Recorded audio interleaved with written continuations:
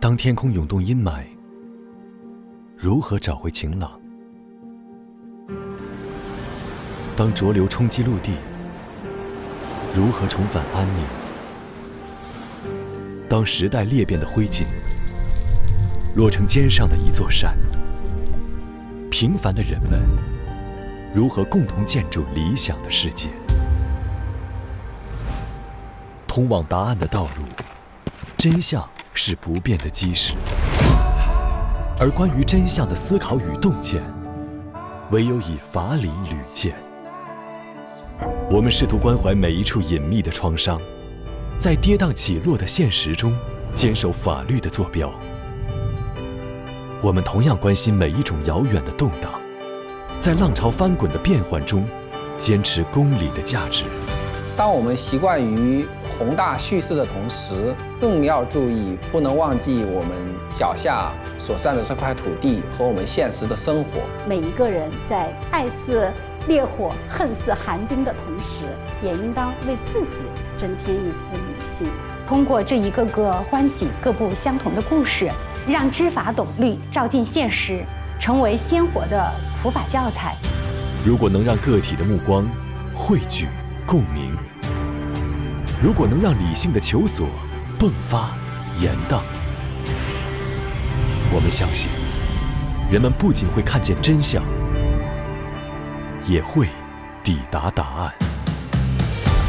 所有的去处都有关于此处，所有的未来都源自于此刻。世界有你有我，我们休戚与共。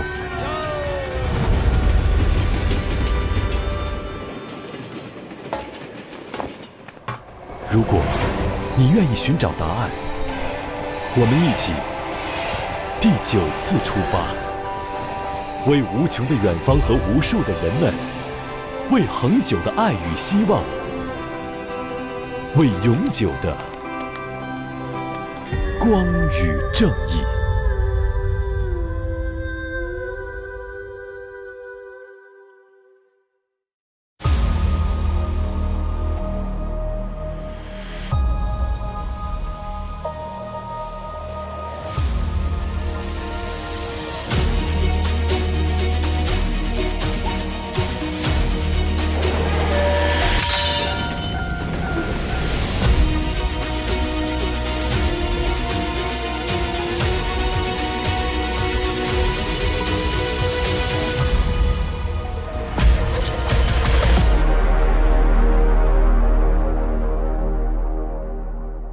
累了充充电，来瓶外星人。本节目由外星人电解质水独家冠名播出。加入芒果 TV 会员，抢先看正片，尊享超前彩蛋。名侦探俱乐部，打开芒果 TV 会员频道，开魔盒，畅玩真心典藏卡。在哪儿呢？在哪儿呢？在哪儿呢？在哪儿呢？线索在哪儿呢？太累了。外星人，电解质，为了充电，来瓶外星人。外星人，电解质，累了充电，来瓶外星人。外星人，电解质，累了充电，来瓶外星人。累了充电，来瓶外星人电解质水。本季大侦探设置侦探排名榜，每期由代理会长根据游戏结果发放由外星人电解质水提供的侦探徽章，玩家根据徽章数量进行排位，最终侦探排名前4的玩家将获得本季名侦探俱乐部闪耀侦探称号。侦探徽章结算规则如下：单期投凶时，侦探可以在2轮各投出1票，共计2票。侦探助理及其余玩家可在第2轮各投出1票，若检举凶手成功，投票正确的玩家各获得1枚徽章。侦探若2轮都投对，则额外获得1枚徽章；若检举凶手失败，则真凶获得6枚徽章。此外，每期将由内投选出1名 MVP 玩家，代理会长可投2票，玩家每人可投1票。MVP 玩家将额外获得1枚徽章。代理会长作为侦探排名发起人，拥有外星人电解质水提供的侦探徽章的发放权，不参与最终排名。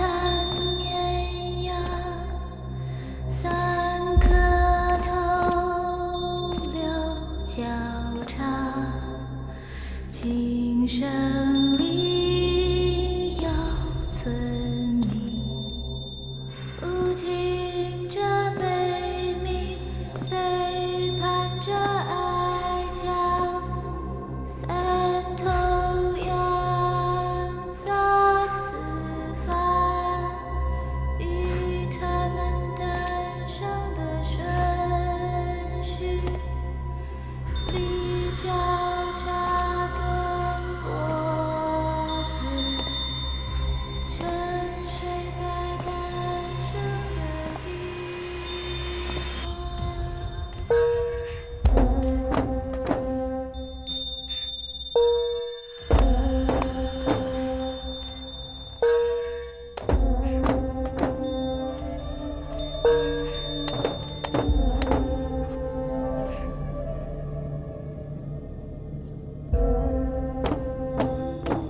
高高在上的残绵羊，沉睡你在唱啥？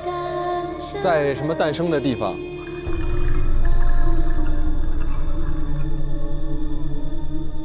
有演出哎！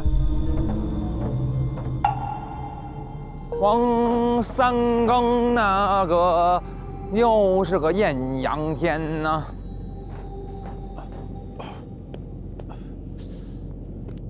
怎么个事儿？哎，这走走走，怎么个事儿啊？这是不知道啊。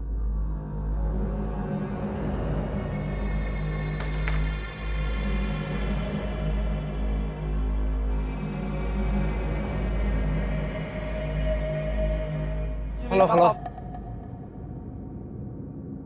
这大面膜，你好，哎，Hello，哎。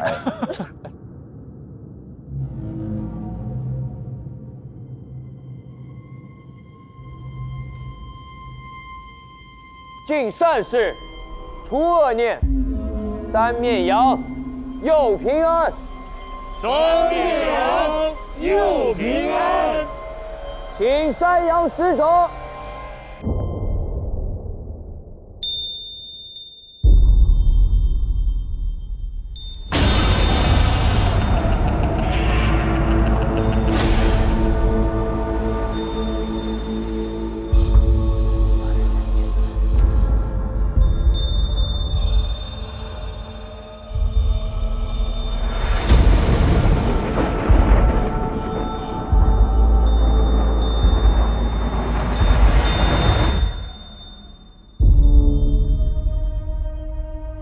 上香炉。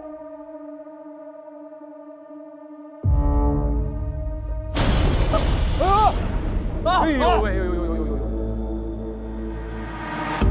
什么意思啊？香炉子，我不是故意打翻的。我来。这胶会太多漏进去了，清理不干净了。没事。掀起来它。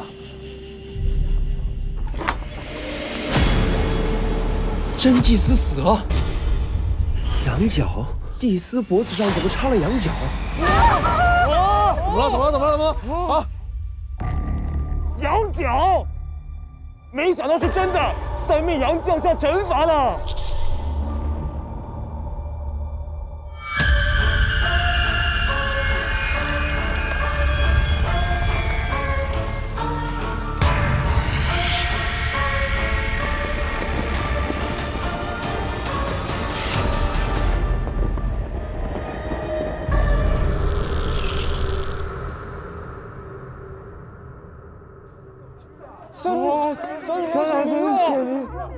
闪灵了！啊什么？还有血灵了！三面羊降下惩罚了！不要胡言！祭司他德高望重，怎么可能遭受惩罚？一定是心怀恶念之人杀害了你。这些外村人跟我混进了村子。什么啊？一定是他们干的。没有关系啊！一定是你们干的！你们不要那么快撇清关系。一定是你们干的！真打了，这个就是他们。大家安静。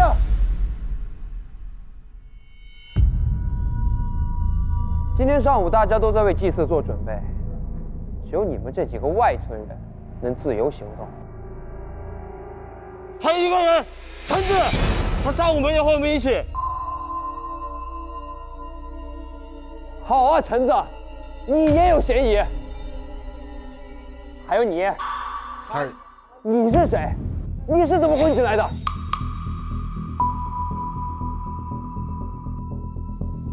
来人，把这些人都给我关起来！哎，干嘛呀？大人冤枉啊！哎，干嘛呀？还每人关不一样的房间吗？救我！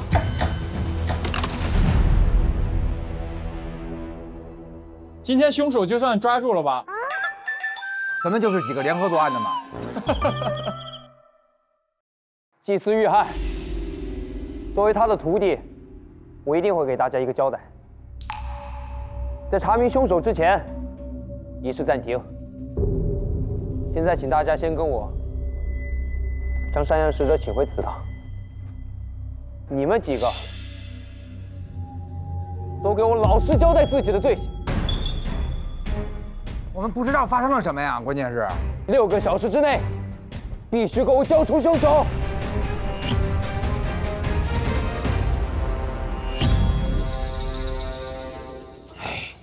你说这村子是真是越来越怪异了，肯定是他们干的。对我们指指点点的，怎么样，姐妹们？为什么要这样对我？昨天聊天不是这样的呀。大人冤枉啊！这怎么办呢？放出去！给个交代呀！哎，这锁是，你能打开吗？打不开呀，没钥匙。不着急了。有人吗？有人吗？这里有人呐！有船吗？咪咪！救命啊！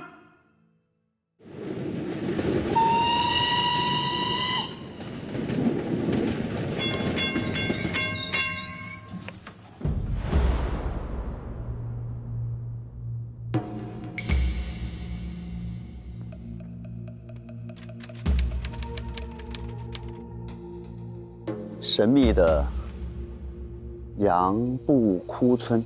站住！你好，这里是杨步窟村吗？我们这封村了。封村了？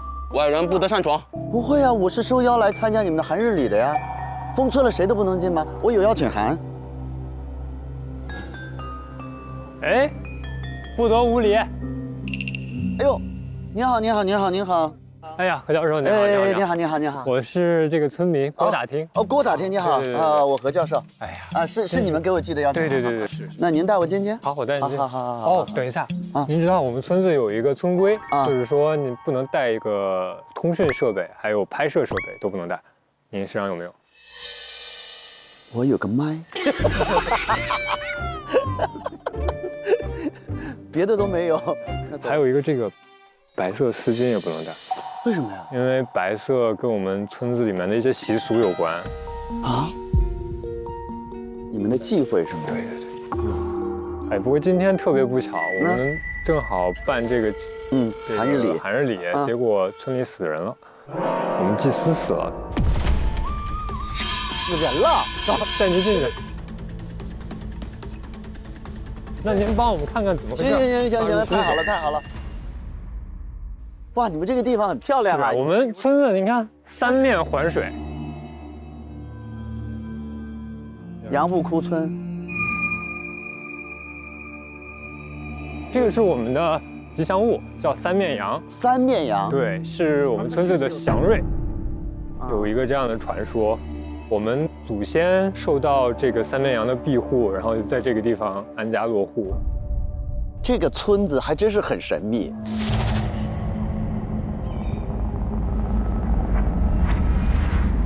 哎，今天还真是冷，是不是就是赶上一年最冷的这一天就办这个？就是我们在大寒的时节办，连续5天，今天最后1天。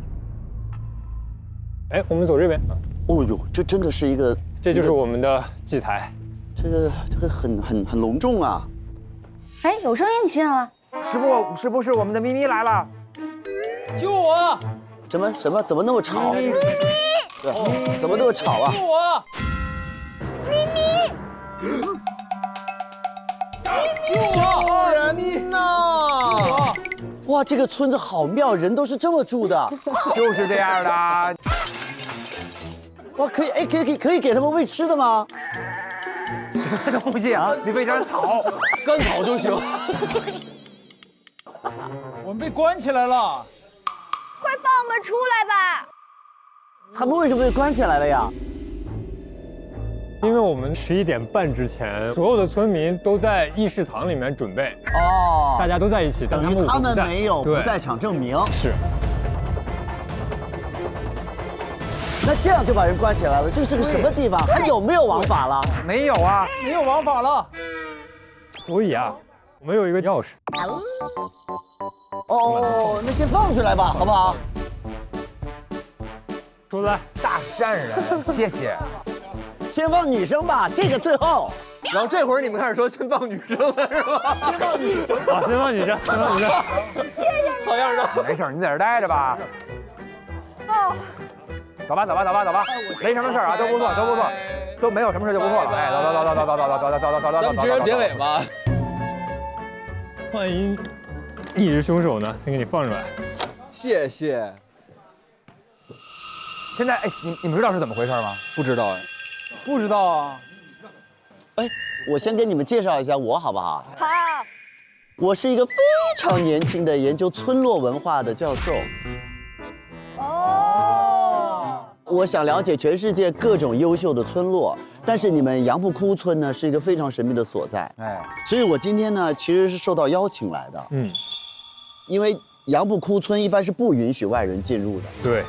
因为我言辞恳切且具备专业素养，所以破例允许我前来参加1年1度的韩日礼。明白了。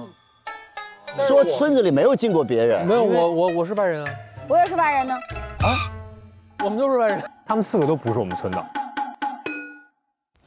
言辞恳切且具备专业素养。不，我们韩人。郭大兵。不，听我解释，我到底是不是你唯一的宝贝？我们韩日礼5天是绝对不允许进出的，他们是前面进来的。哦，这5天是不允许。我会在 M200年的2月14日中午12点到达，到时候会有村民在村头接我。哦，今天2月14号。今天2月14号。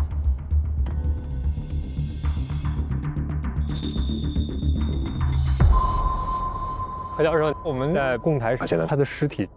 哦，这就是那个祭司是不是啊？什么呀？哎呦！哦，这是个羊角风。羊角。哦，真的是个羊。它还有一点温度。哎。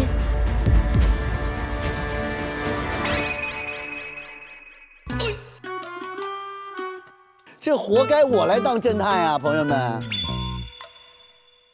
我呢是因为刚刚上小火车来到这个杨浦窟村，而且呢是郭打金作为本地的村民去接的我。对。我呢刚才确实没有在现场，而且我又发现了本本，所以我就是本案的侦探。是的。现在是 M200年的2月14日的中午12点10分，在杨浦窟村的祭典广场发生了一起命案。死者是杨浦窟村的现任祭司甄祭司，被发现时躺在祭台中央的供台内，尸体尚有余温，在他的脖颈处有致命伤，初步判定为羊角插入导致颈动脉破裂，失血过多而亡，嫌疑人暂时锁定在你们5个当中。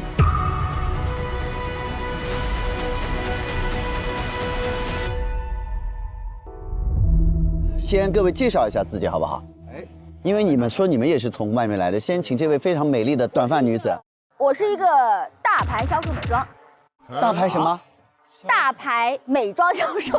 销售美妆。哦，你是一个美妆啊？我们有有一个美妆叫大牌，我是它的销冠。销冠哦哦，卖美妆的。我叫容一麦。容易卖啊，销冠嘛，容易卖，容易卖啊，什么都很好卖，容易卖，对对对。那你是怎么进来的？我可是那个郭打听。我没想来这儿，我是真不知道怎么来到这儿的。你不知道你怎么来的？对，在我有意识的头一个瞬间，我不在这里，然后突然我就醒过来，就在这儿了。行，那我先问大概一个吧哈。这位先生，你名字我只说一次，说2次怎么了？名字我只说态度不好，名字我只说1次。哦，总结就那么几个字。不要试图去了解我，我的任务就是了解你。我是人口调查志愿者。熏火烧。女人，你这是在玩火。熏火烧，我以为是个卖烧饼的。熏火烧，熏火烧，心飞呀。你是来这个村子调查人口？但是我等于我睡了一觉，然后一醒就到这儿了。啊！来，这位先生，我叫张胡来啊，胡来，因为我会胡来。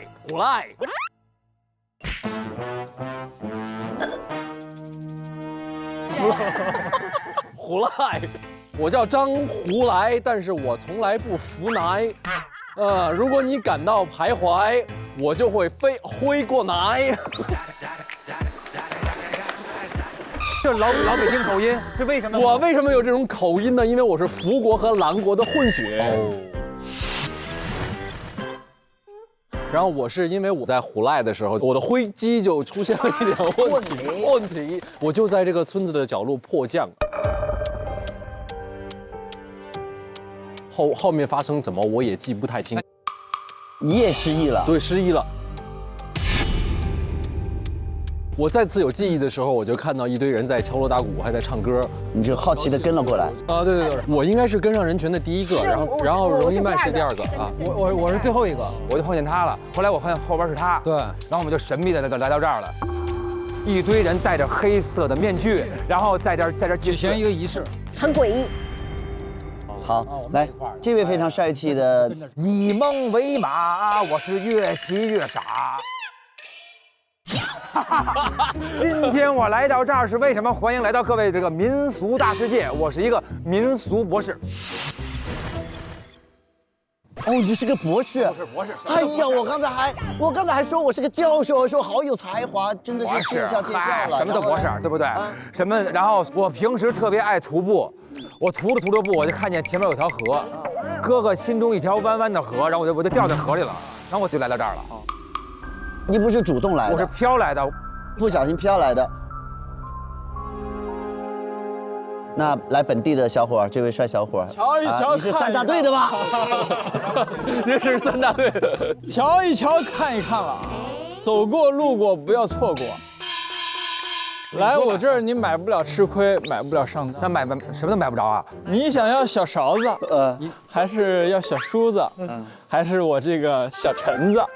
呀！喂，这羊都吐了，你看看。我就是我们这个村儿这个小卖铺的小老板，橙子。你失忆了吗？今天我也很奇怪，我之前是睡着了，然后醒来的时候就在那个广场上醒来了。我也醒来就来到这儿了。这种情况以前发生过吗？这种情况没有。哎，你们觉得今天是几号呀？9号。9号。我们今天是2月14号呀。已经是5天之后了，你们睡了5天。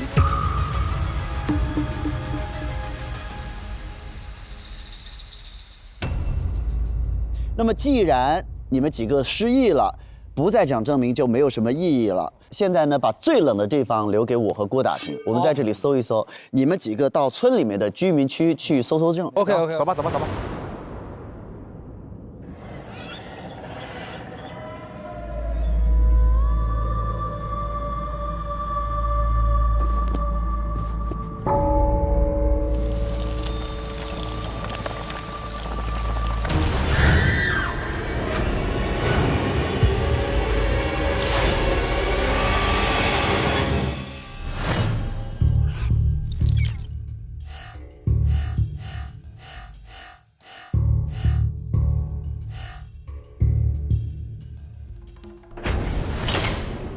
这是外星人电解质水为我们提供的探案神器。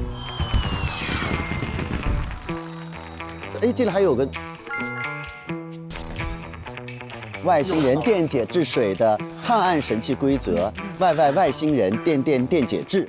大侦探第9季迎来了我们的新朋友外星人电解质水。哇哦！阿外将全程陪伴，助力侦探破案，在现场各处stand by，累了喝口冲嗲。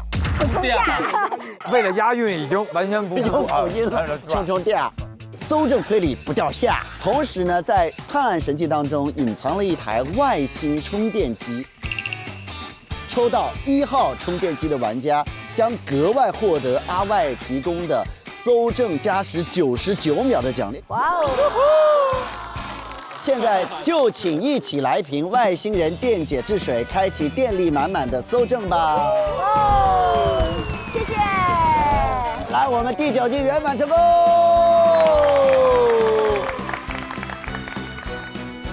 荔枝好喝呀！来吧，来，来吧。好。张哥，来走，顺着拿呗，顺着拿吧。5号接4号。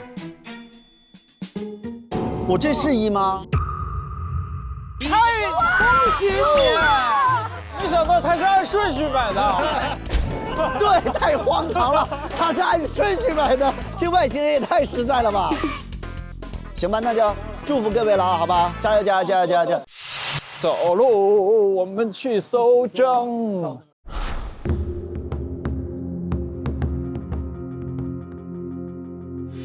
这个祭司怎么就倒在这个供台里面？11点50来的时候，就是一个村民在布置的时候不小心把那个香炉打翻了，那个灰洒出来了，所以他们在清扫的时候才发现的他。哦，懂了，他其实早就死在里面了。但是当时他的尸体确实是有温度的，所以认为是刚死没多久。现在很奇妙的就是它还是暖的嘛，它是什么时候死在里面了？所以我们来看一下啊，哇天，你看它这个插的还真挺深的，身上有别的伤吗？再来，已经把它抬起来，脑袋上也没有伤，有一个肿块，还有血迹。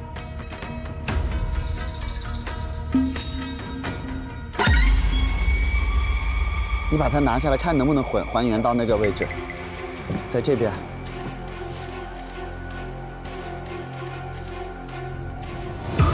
就好了。诞生地，传说是这个三面羊在这儿诞生的。这个祭台其实就是根据这个三面羊搭建起来的。但这个羊是单面的。三面羊是有3个，有3只。你看这个，一只是1个角，一只是2个角，中间这只就是3个角的。哦，还真的耶！这个是祭司工作室，搜一搜。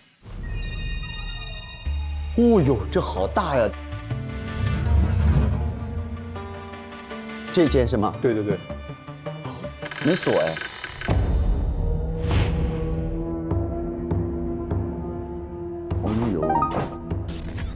全村向善休戚与共，恶者有恶报，善者有善报。若想平安喜乐，必燃己为蜡。它主打一个奉献，然后对，就是服从。小果子、桃子，这什么意思？这个就是选出来要被净化的人，他可能做过一些不太好的事情，然后被三面羊给选中了。会先把这个人关在禁室关1天，然后在第5天的时候去对他进行一个净化。是杀掉他吗？不，就是相当于感化他吧，让他去忏悔啊什么的。这个就是我们叫三羊桶，就是用它来选出需要净化的人。哎，橙子，真族长，梨子。除了祭司他本人以外，所有的人都在里面。那是怎么选呢？是祭司自己去拿，还是去把它摇出来？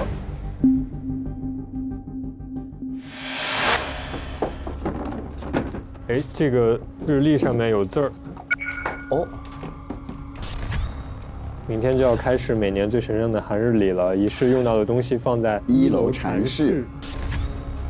今年三绵羊选中了2个人，没想到现在连小果子这样的小孩子也会对三绵羊不敬了。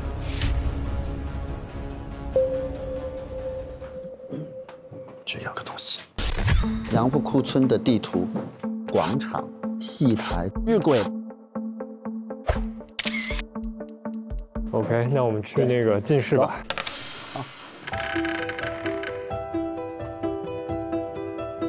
来喽！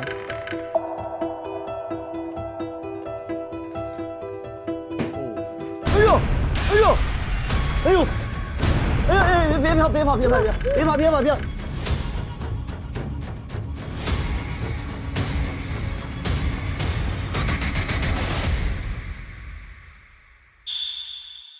这里面藏了一个小朋友。没有啊，我没看到啊。啊？什么叫你没看到？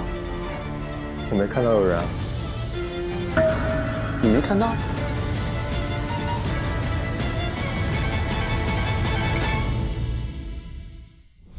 跟我走。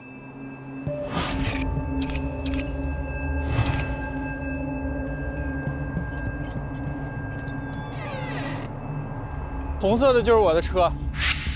哦，那车是你的呀？我的。这个就是我们村的暖水袋。自取处。你们要冷的话，就把这个暖水灌在这里面。让我们看一下寒日里村民须知。寒日里每年2月10日至2月14日举行，期间村庄出入口全部封闭，祭司在祭典广场准备，日落时带领全体诵念祝文。咱们9号晕了吗？走吧，我开车把你们拉上。行啊。我这车没有钥匙啊。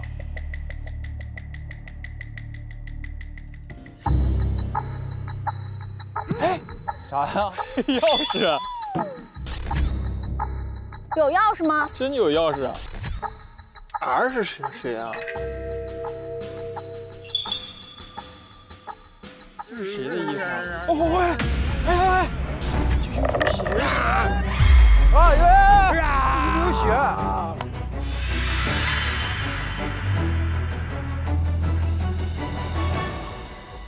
哎不，这也有血！什么？这是拿钥匙自个儿插自个儿后脖子呀？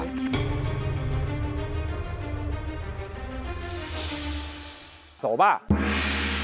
去谁家呀？得，我要去张福来安。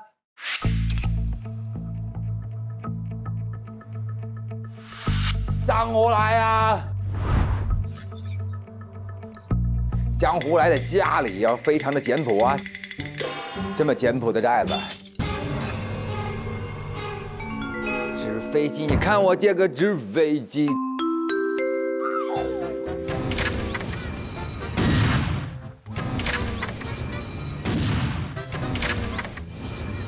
哇，怎么能飞这么远啊？哇，哎，这一盒。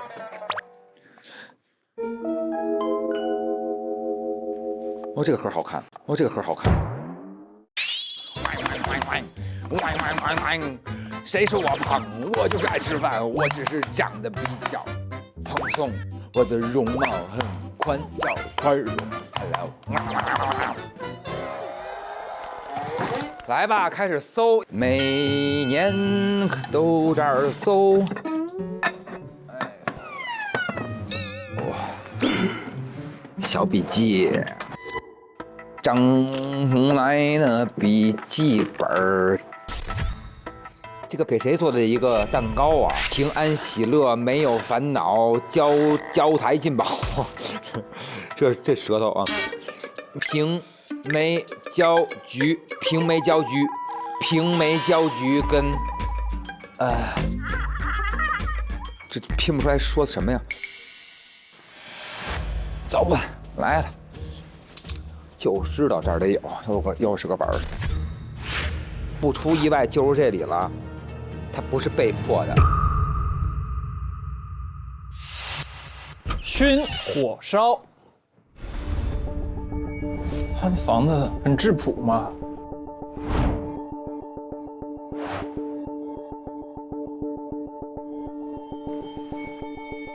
耶呵！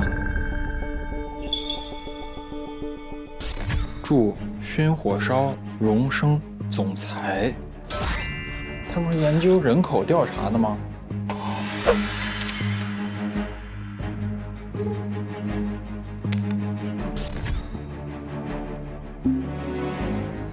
输密码1980808。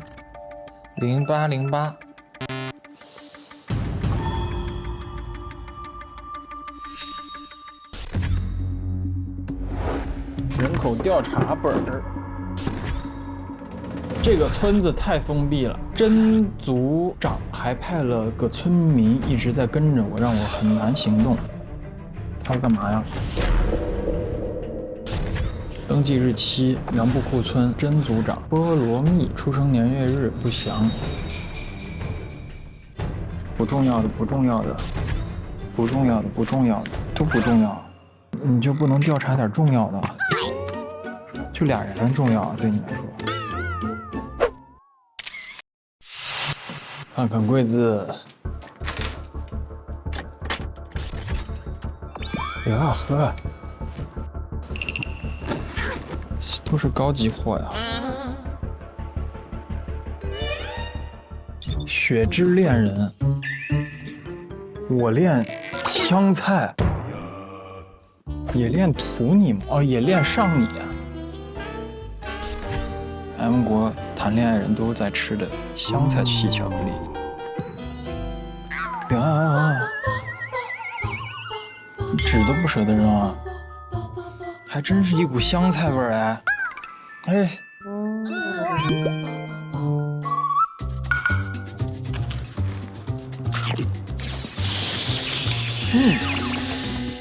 真是香菜味儿的啊！我去搜大世界。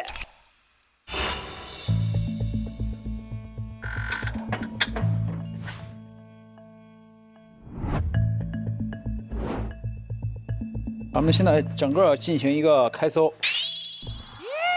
先把我这个衣服放这儿吧。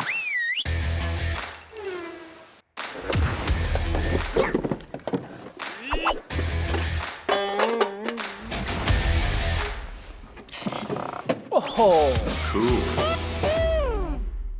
期待吧，这里所有不可思议的一切，我一定要向世界公开。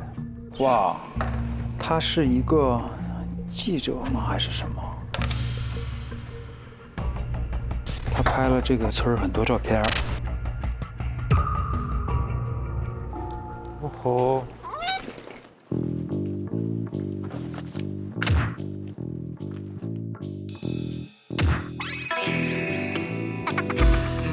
大世界，学生证，民俗文化研究，博士。我是一个民俗博士。真是博士？为什么撕了呢？签证 ，M198年2月15日出与国边境，去了与国。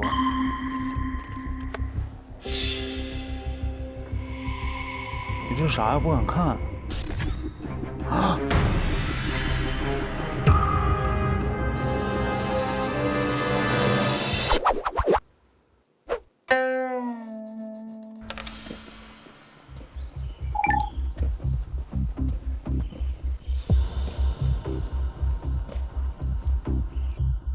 这是组长家的。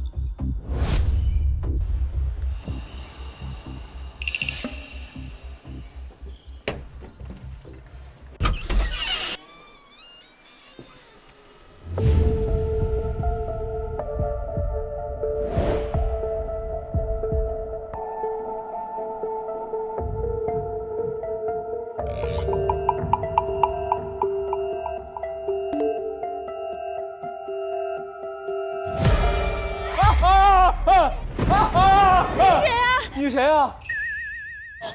我是梨子，这是我家。你偷偷闯进别人家里，还翻箱倒柜的，你是要干嘛？我要叫人啦！那对不起，我想问问组长在吗？组长，我不知道他去哪儿了，他天还没亮就出去了。我想出去，可是他平常都不让我出去的。您跟组长的关系是？你问这些到底是要干嘛？您村里出事了，我们是来协助侦探调查。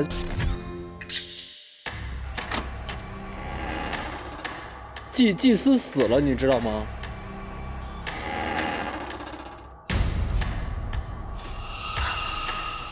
又死人了！又死了一个人，之前死过谁啊？昨天傍晚的时候，在河边渡口，他们刚发现了一具尸体。啊！太可怕了！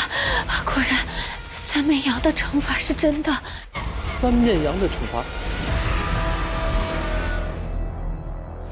我去小卖部。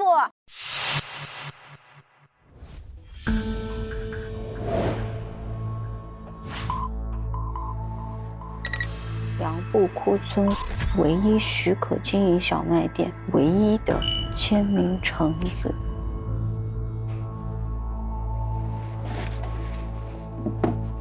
吉福册，2月14号，感恩祭司叔叔将我净化。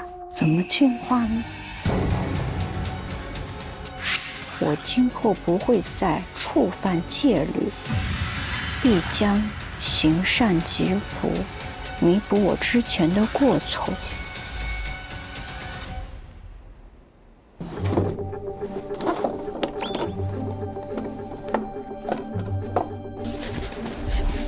假死必死，飞檐走壁，声东击西，这是什么意思啊？要逃跑？谁要逃跑？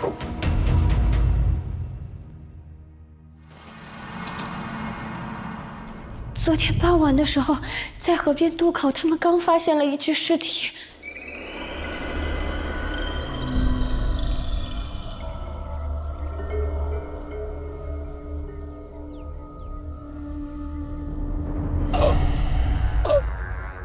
有一个死者。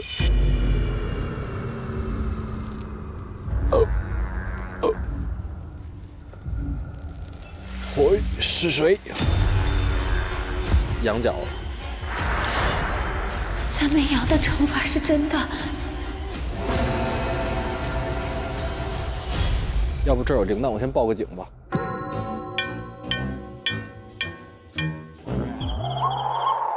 然后这旁边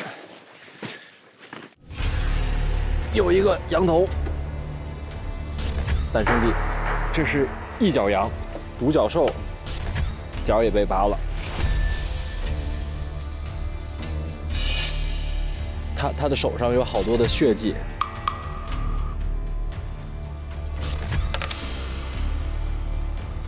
靴子底下全是土。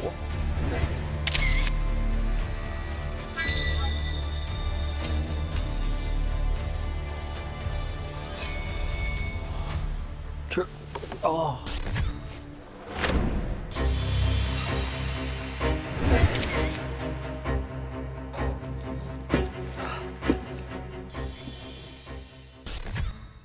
船上也有土血迹。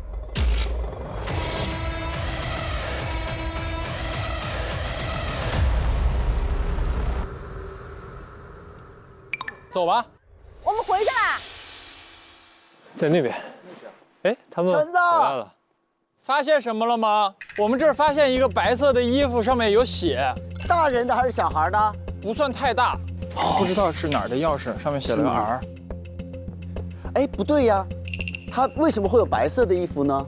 还有一个这个白色丝巾也不能戴。为什么呀？因为白色跟我们村子里面的一些习俗有关。这个村子是不可以有白色的衣服的呀。是我们不允许穿。船边上还有个尸体，应该是三面羊在重拍。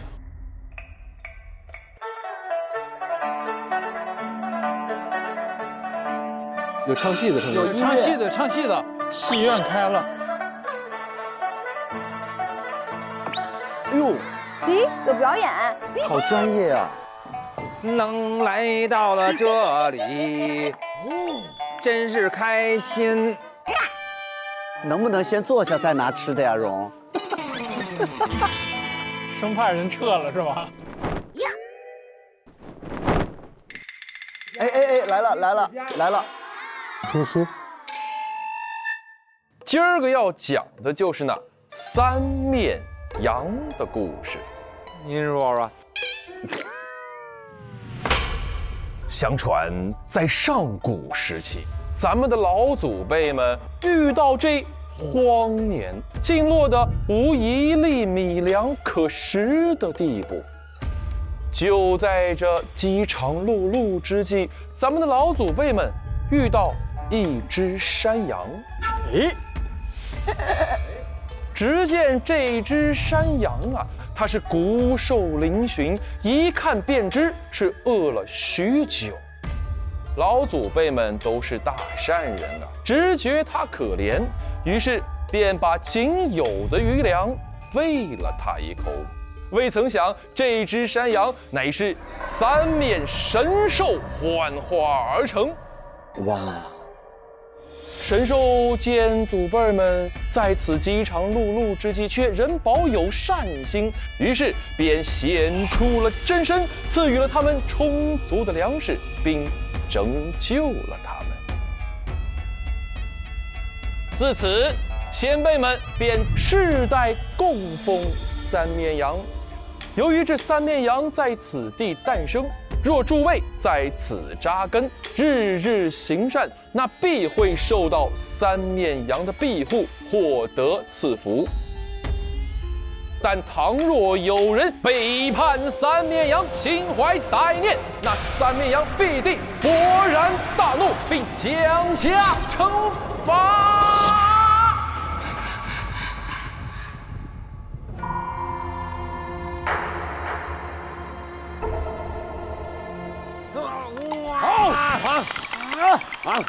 哇，好精彩！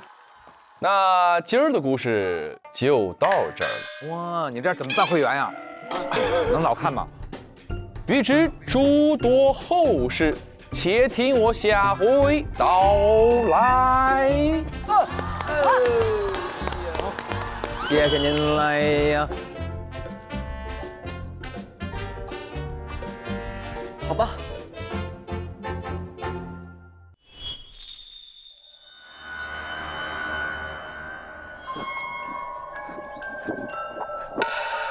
就是他。你好，小朋友。哎，你冷不冷啊？谁呀？怎么了？你别害怕，你慢点跑。他是9号小朋友。什么呀？不知道啊。你跟谁说话呢？不知道，他在跟谁说话？教授，教授在干嘛？哎，教授的行为怎么有点疯疯癫癫的？对啊，教授你拍什么呢？你在干嘛？干嘛？9号小朋友。啊？什么小朋友？哪有小朋友啊？我感觉何教授好像疯了，他像个疯子，然后拿手机在拍些什么。我感觉他精神有点不太正常。教授肯定有自己的故事。第一次集中推理，根据搜集到的线索完成推理。来吧，我们先来梳理一下人物关系吧。我们在现场发现，第一个死者是这个真祭司，第2位死者叫强子，这里面有个陈子是本村人，其他的4位呢就都是今儿来的。然后这几个人都只能打问号，这是杨浦村的人，这是外人，还有一个人是真组长，去哪儿了还不知道。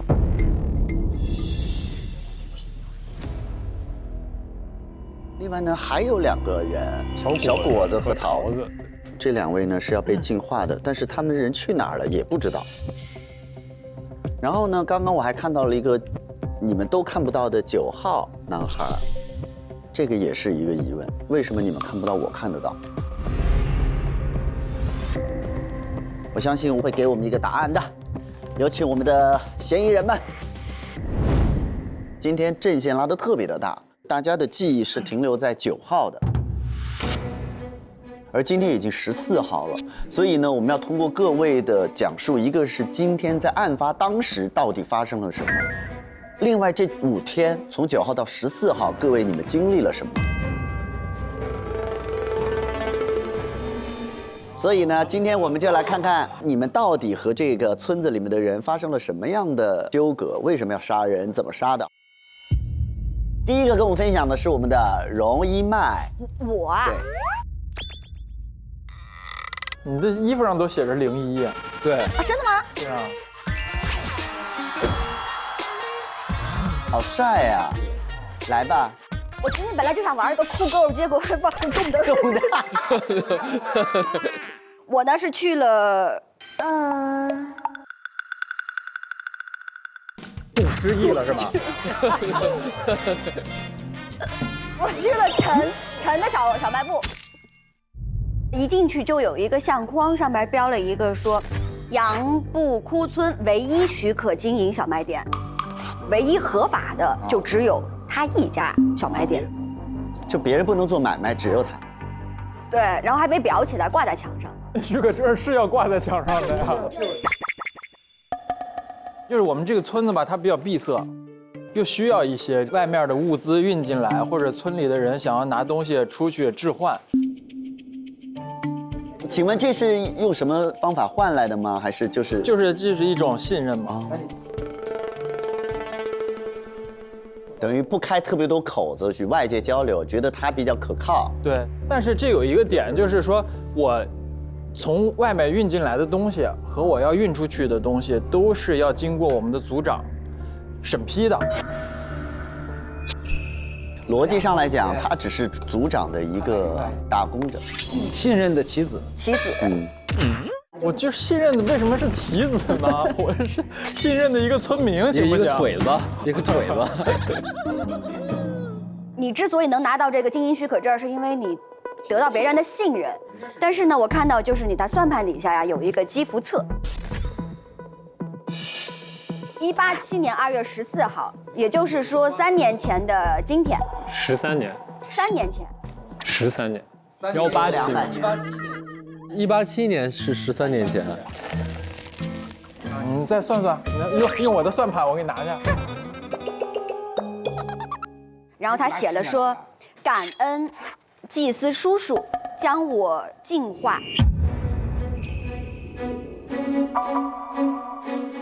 我今后不会再触犯戒律，必将行善积福，弥补我之前的过错。然后呢，就抄了很多个福字儿，好多的福字儿。福字儿啊，村长以前是蔡国庆老师，365个福啊。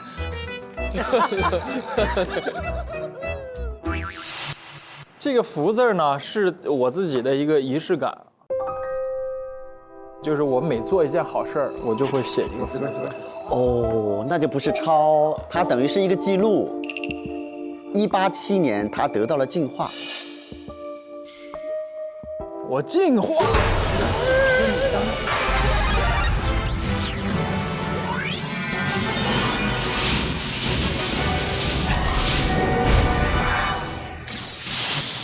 这个净化的仪式呢，我刚刚从郭打听那儿和我们收到的一些证据了解到，它是杨步窟村每一年的这个寒日里非常重要的一个仪式，就是他们会由这个三面羊自动的产生一个不尊重他的村民，产生了这个人之后，就会给他进行一个净化仪式，让他意识到自己的错误。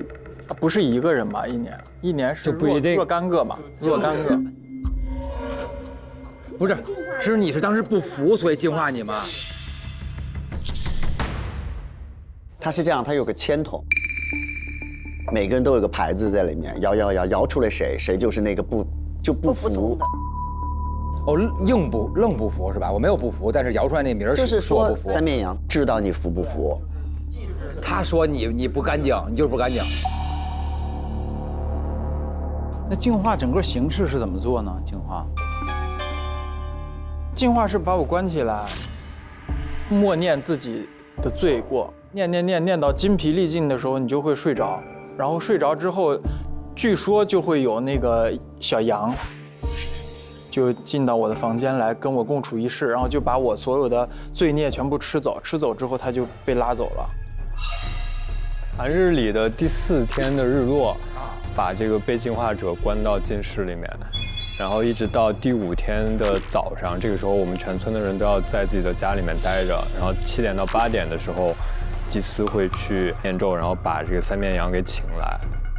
这个整个祭祀结束的时候，就会把这个羊宰掉，他的灵魂就会把这个罪孽带上天了。哇，那羊好荒谬。那我知道了，那可是他说不，你不会再触犯戒律，戒律是什么？187年你干了啥？我在6岁那年寒日里的时候，我就把这小羊看着它很可怜，我就把它放了。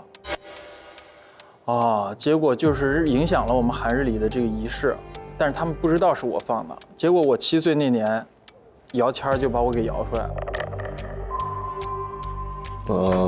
然后我就知道这个罪过了，我就说下次我再也不犯这个。好奇怪，他是个善良的人，但是从仪式上来讲，他违背了规则。对。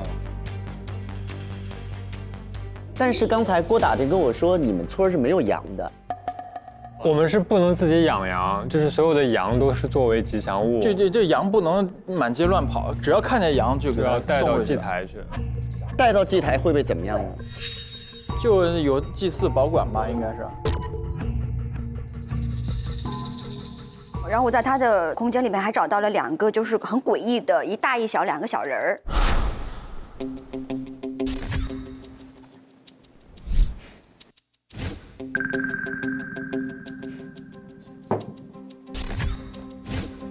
橙子。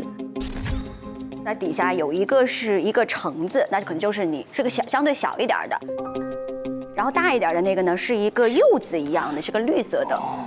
所以那个柚子是谁啊？橙子就是我吗？为什么橙子是你啊？他叫橙子呀，你不叫橙子吗？因为我发不了后鼻音。这是个口音村是吧？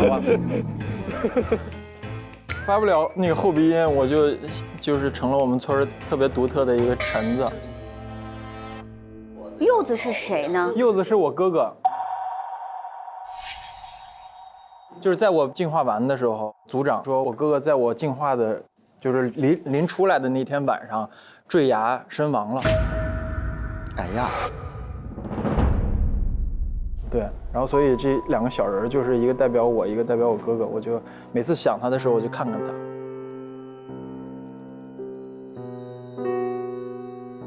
我的那个哥哥，他是真祭司的助手。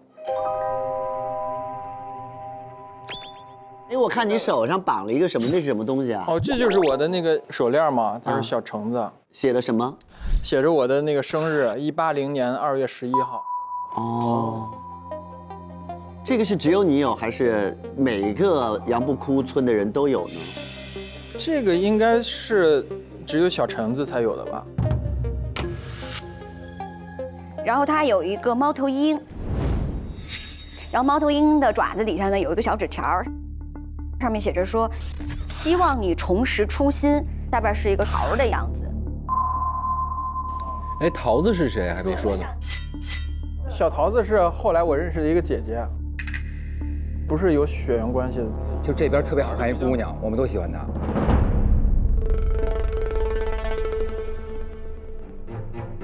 他写的什么？他写的希望你重拾初心。初心。他是要你吗？对。你的初心又是什么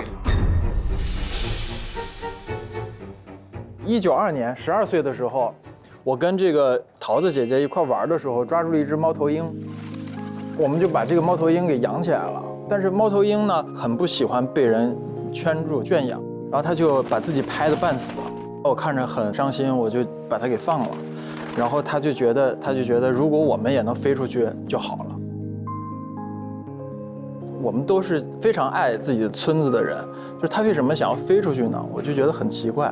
然后他就说：“你变了，被进化完之后，你怎么就对外面的世界不那么好奇了呢？”我希望送你一个猫头鹰，让你赶紧找回最初的那个初心，对外界也产生好奇。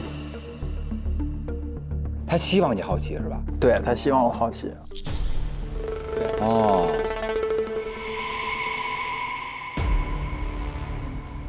所以我在他的房间还有一个就是想逃跑的这种，就是 run， 然后就是要快、要准、要狠，要就是练胆量、练什么逃跑计划。对对对，有个逃跑计划。解说一下吧。5年前，我被这个组长批准，就是开这样一个小卖部嘛。有一天，桃子姐姐就过来跟我说，她说你能不能帮我带点东西回来？我说可以啊，我跟组长去说一下。他说不行不行，你不能告诉组长。我说那不行，那不是又违反这个条令了吗？到时候我们又被抓去进化。然后我以为他就放弃了。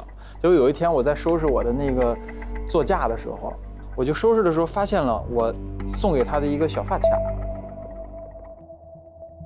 而且还找到了这个逃跑的地图。我就觉得他应该是藏在我的车里出去过。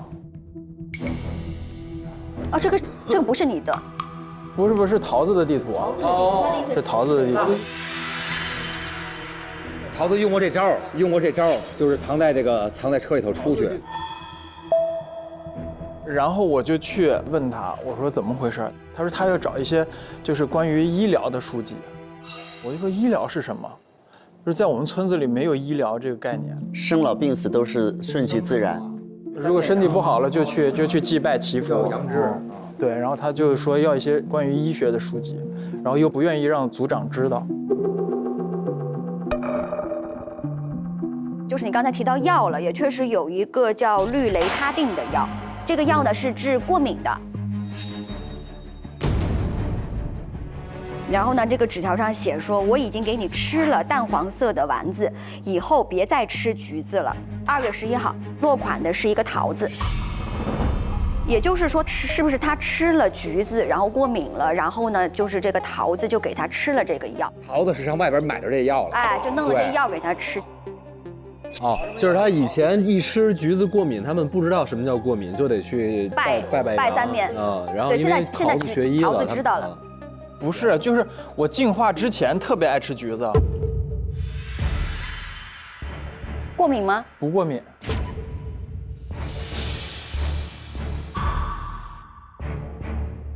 但是我进化之后，我一吃橘子就呕吐，而且身上起红疹，就是不一样。这个进化还是对人的身体会有改变的。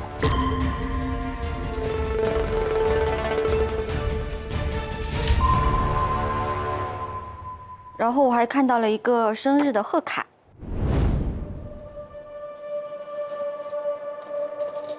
里面写说与你相遇好幸运，耶耶耶。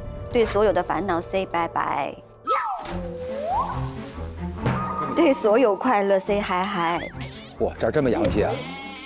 一定出去过，没出去过是差不多是。不吃火锅没听过这歌，我跟你说，不吃火锅。吃的时候还有旁边在抻面和跳科目3。出去还得消费才行。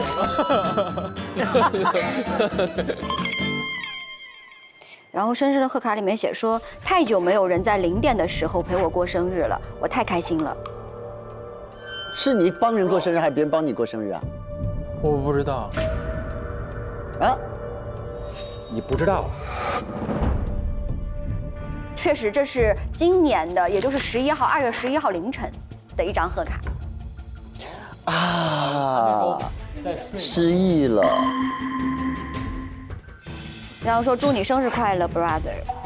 2月11号还有人陪他过了生日，就是起码说明2月11号这个凌晨，他的 brother 和他在一起。而且呢，他当时是有意识跟他过了这个生日的，只是他现在忘了。现在忘了。所以橙子还专门写了贺卡来记着，在贺卡上，因为贺卡本来是应该他的 brother 写给他的，但是他把它当做一个日记一样的，自己在这上面记录了。我的 brother。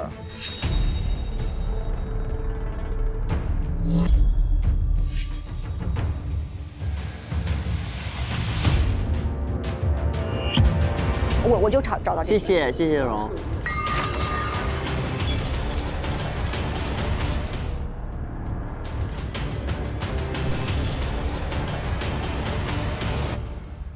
我们下一个人是您，是我，对。哎，到了嘞！我去的是我们张胡来家。对，张胡来呢有病，这个病呢大家可以听听。哦，这儿个皮蛋，有拉锁肯定有东西啊。失眠多梦，心思重重，思虑过多，夜不能寐。这个他梦中呢有2个场景，一个是瀑布，一个是3头羊。解梦结果，这个是郝慧姐这个人给他解的啊。这些梦中碎片是情景，是个祥兆，是个祥瑞，或许与您的出生有关。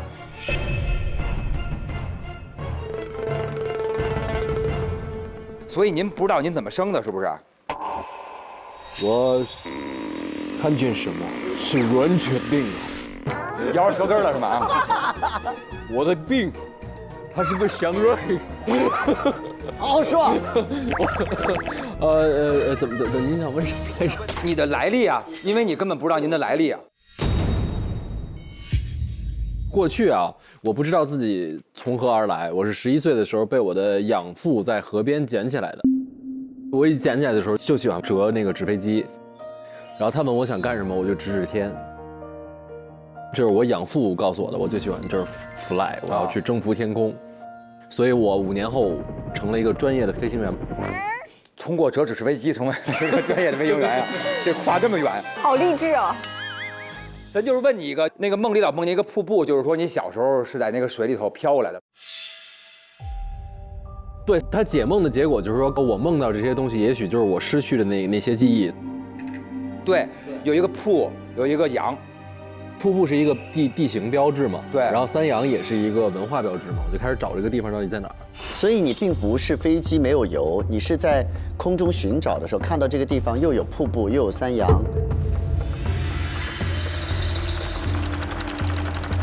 没有，侦探且慢呐，这后边就是我要说的呀。对不起，您说的就是这事儿，特别靠谱。他不是之前说他是迫降，他就是有目的的来这儿的。纯属王牌飞行员极限操作，自个儿假装迫降到这个地方的，这个事儿就是说明我是故意的，啊，你就是想来寻根嘛。你是怎么就是一直勘测到这儿了？首先，我梦里边有个瀑布，还有一个羊角，我可以上网去查，就是说这个是什么风格，我就查到这是一个西南地区的民俗风格。因为我是飞行员，我很方便，我就照着大概这个方向，我就开着飞机到处盘旋，就找那个瀑布，这瀑布又很明显嘛。可能我看到大概几个瀑布，我再去找那个跟羊，然后我就在天上，其实就锁定这个村了。你发现什么吗？他发现这个杨步古村呀，这就是咱们这个杨什么杨步窟。其实它的本名叫杨步古村。对啊。您是教授吗？我是啊，村落文化的教授啊。对，这个地方古名杨步谷。我不知道哎。这个应该是村里的人不知道，因为他们常年传，然后这种封闭的情况，他们就给传成杨步窟了，就是一个谐音。但是这个地方的真实的地理名称叫杨步谷。哦。然后上面有一个手环，上面写的是 M176.1.1，这是哪个那个就是局内网的一个号啊？这手环不是跟我的一样吗？上面绑没绑一个绿色的小柚子？绑着呢。你站起来的意思是看看？哦，吓我一跳，还有急了呢。那个您看一眼，您鉴宝。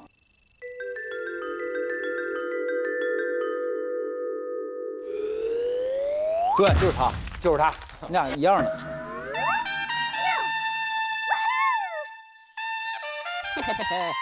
哎，那您得看看呀，要哭了对不对？你看看，它是绿的。您是180年。哦，是吗？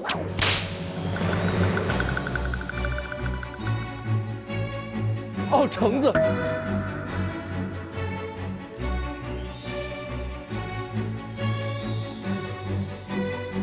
行了，认过了手牌，快点那个认清吧。他是176，橙子，柚子哥，橙子弟，柚子哥，橙子店，柚子哥。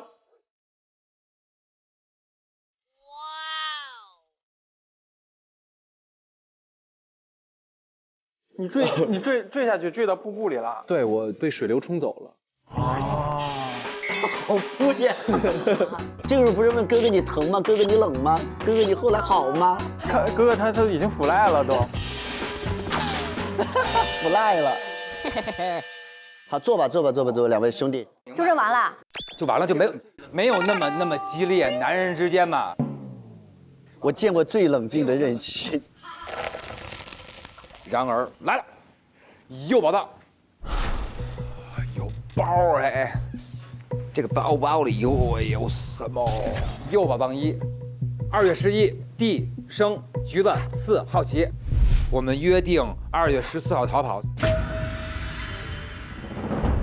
虽然这会背叛祭祀和全圈，这是187年的，187年等于就是你进化那年。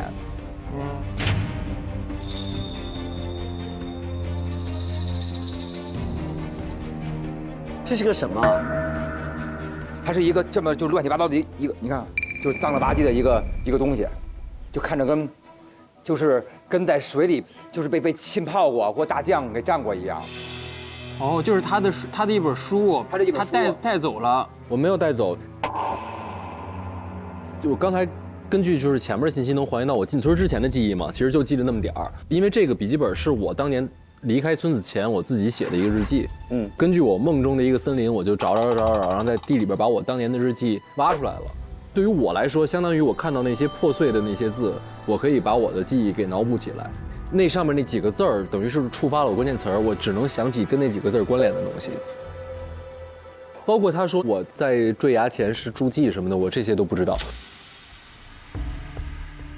明白。就是我想起来，我有个弟弟比我小4岁，2月11号是他的生日，他叫橘子。他的性格是很好奇的，但是村里边管得特别严，就想飞出去看看，其实是我们俩共同的一个梦想。就是为什么桃子后来送他一个猫头鹰啊？所以就是我们俩当时是商量在他那一年的2月14号逃跑的。哦。结果他被净化了，你坠崖了。对，我坠崖了。你记得当时发生什么吗？你坠崖的时候，是有人害你，还是你不小心？不太记得。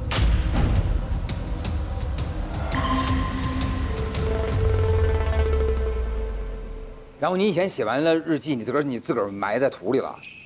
哦，其实也不能100%确定是我埋的，其实这些都不是特别可信。反正他都说了，然后他都写2月14号，你跟咱们桃子要逃出去是吧？跟橘子。哦，你们俩哈，哦，行。他不是橙子吗？怎么又是橘子了呢？反正就意思就是差不多。你到底是橙子还是橘子呀？橙子，我吃橘子过敏。然后他有个小姐姐叫桃子，然后他哥哥叫柚子。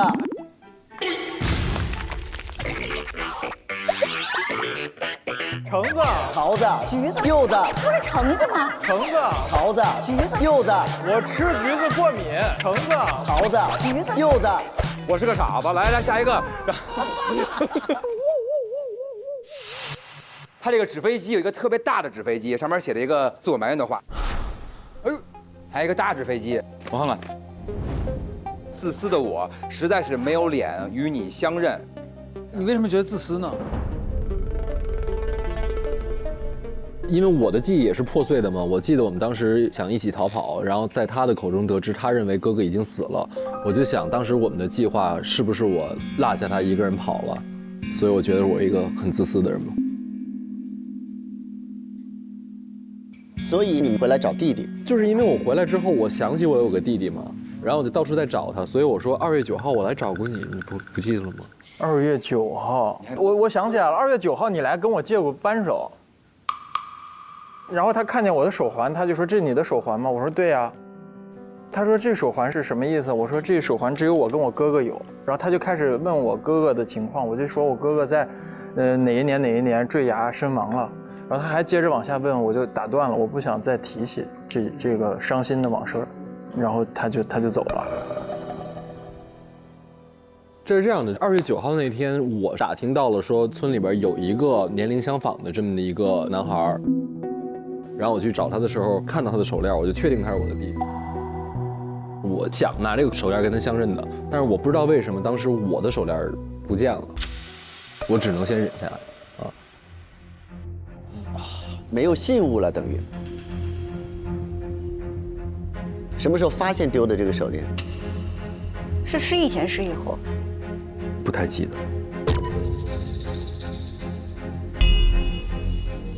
行，咱们最后看一个多才多艺的好朋友，就是他。你看做了一个特别好看蛋糕，画的还特别好啊。他就是好像那天要给你做蛋糕，因为你看他上边给你做的，你要哭了啊，上面给你做的是一个橙子。哎，我没有哭，没有感情。上边做的这个特别可爱，是特意给你做了一个橙子，他用好多水果给你做了一个橙子。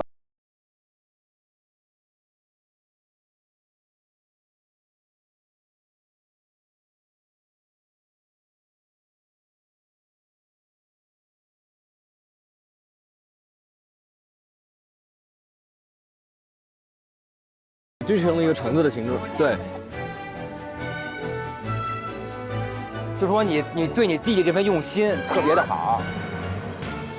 对，它叫橙子，但是他最爱吃的就是橘子，因为我最后还要把橘子汁淋在这个蛋糕上面，这个蛋糕才算完成。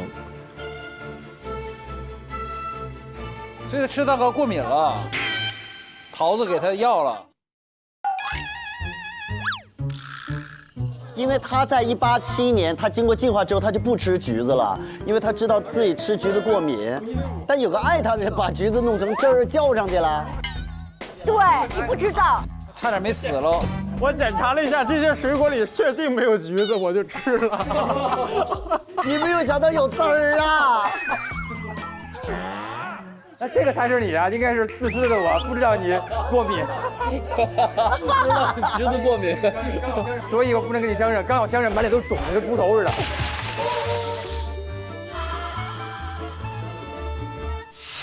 所以说，你给他做蛋糕这事儿，做蛋糕这事儿我记得呀。那你到底失去了什么记忆啊？这是11号的事儿了。我记得我计划做生日画这个图，然后我想着他的生日，我要给他做一个蛋糕，包括要最后挤橘子汁儿这个事儿，我都记得。这个是在9号，就是说11号哥哥去找了弟弟，给弟弟过了生日。他那个上面还有写，很多年没有人陪我过生日了，我好开心什么的那个。对 ，brother， 对 brother 就是他。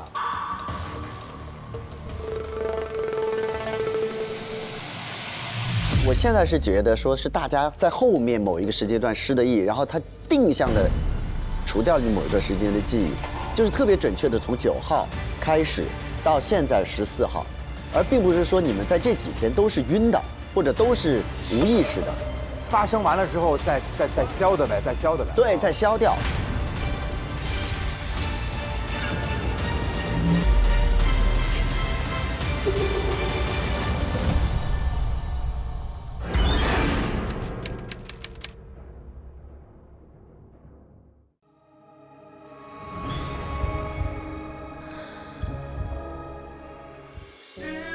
累了充充电，来瓶外星人。本节目由外星人电解质水独家冠名播出。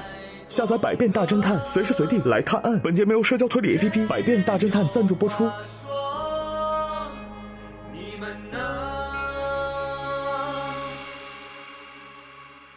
美丽的花，借腹黑的国，借来的沙，手暗藏穿梭，嫌疑人活。无辜者在面具之下，对错善恶随时调换角色。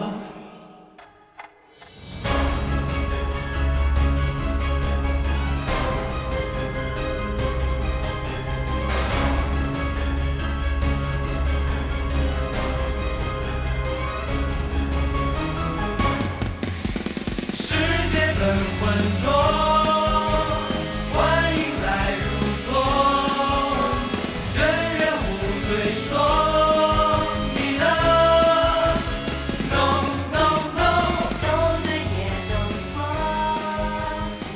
精彩内容尽在新浪娱乐微博综艺、新浪综艺，关注微博官方账号“大侦探”官微，查收节目惊喜名场面。上微博搜索节目“大侦探”话题页，参与更多精彩互动。感谢独家社交媒体平台微博首席合作媒体新浪娱乐微博综艺、新浪综艺首席合作新闻媒体新浪新闻，深度短视频互动平台抖音，战略移动资讯平台网易新闻、网易娱乐、网易谈新社，深度短视频合作平台快手，新闻客户端合作平台凤凰新闻，媒体合作中国青年网、中国新闻网、国际在线、北青网、红网、凤凰娱乐、腾讯娱乐、搜狐娱乐。